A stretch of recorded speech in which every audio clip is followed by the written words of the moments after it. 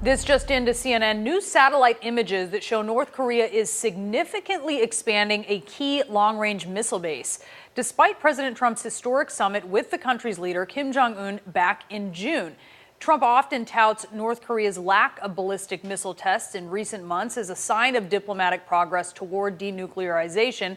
All of this comes as the Trump administration plans for a second summit with North Korea early next year. I want to bring in CNN senior national correspondent Alex Marquardt. Walk us through these new satellite images. All right, well, Brianna, what these show is clear evidence that North Korea continues to build up their long-range missile capabilities, even as the two sides, the U.S. side and North Korea, say that they are working towards getting rid of nuclear weapons on the Korean Peninsula. That was the pledge that they made back in June. Now, remember, these long-range missiles that we're talking about can carry nuclear warheads, and they can hit the United States.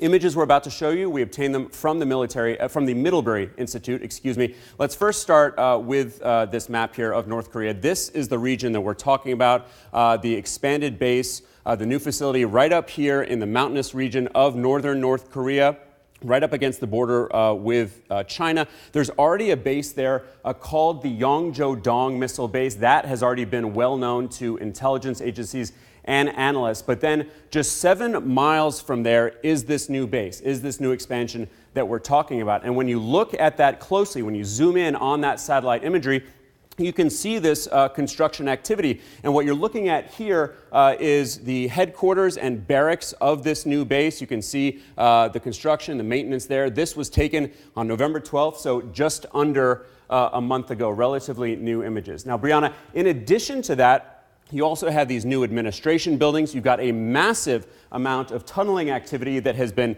carried out over the last few years. You also have what are called hardened bunkers that have been camouflaged. Also, drive-through shelters, which analysts say are large enough for those ballistic missiles, similar to the ones that we saw at the older base. Now, we should note that everything we're showing you here is not a violation of any agreement between North Korea and the U.S. or with South Korea, but the Trump administration has insisted that the North's ballistic missile program be eliminated as part of a future deal. North Korea so far has balked at that. Talks are very much at a standstill right now. The Trump administration is arguing that North Korea is not living up to their end of the bargain, and they argue that's why that second summit between the two leaders is needed. Brianna?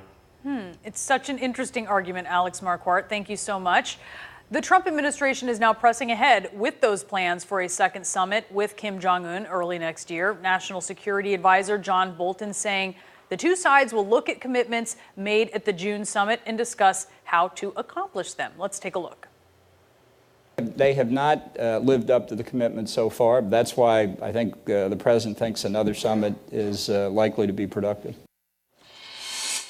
All right, joining me now, we have Bob Baer. He's a former CIA operative and CNN intelligence and security analyst. It's interesting to hear the rationale here, Bob, because normally the U.S. does not say, yeah, let's have a second meeting when a country isn't holding up its end of the bargain.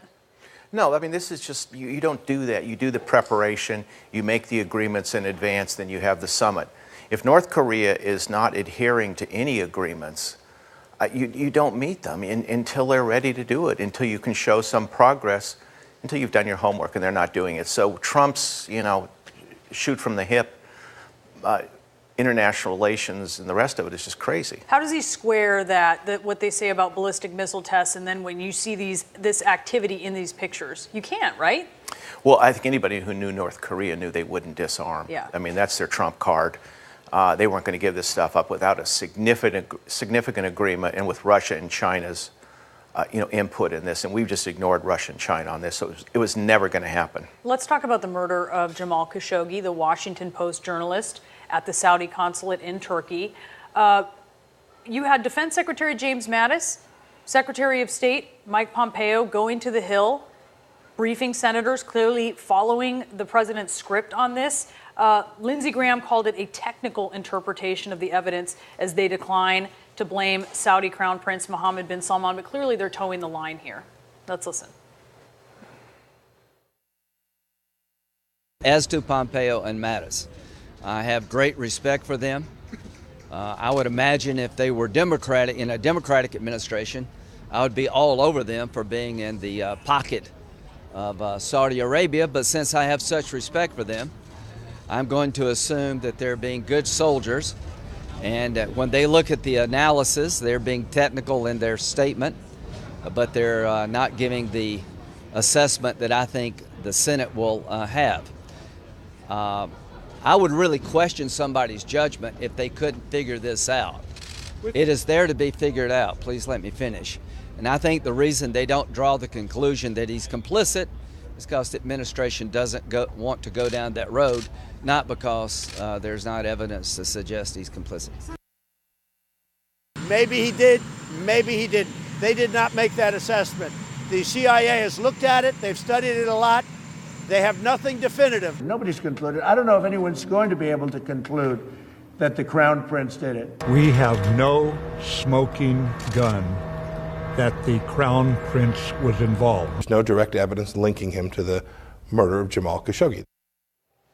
Well, senators briefed on the intel believe something very different, Bob, and they got another briefing from Gina Haspel when they were upset that she didn't come up, that the CIA director didn't brief them initially. It was just Mattis and Pompeo. When you look at this and you have Republican and Democratic senators saying they're being misled, what are the ramifications of that? It's bad. I mean, what you're doing is you're signaling the Saudi royal family is maybe we can live with this guy, Mohammed bin Salman, maybe we can't. So this doubt in Riyadh is going to cause instability. What this president should be doing is signaling the Saudis, we can't live with this guy. He's a murderer, he's a psychopath, he's definitely involved. When a senator comes out and you could get a murder conviction in 30 minutes, when he says that, trust him, the guy is guilty. All right, Bob Baer, thanks so much for your insight.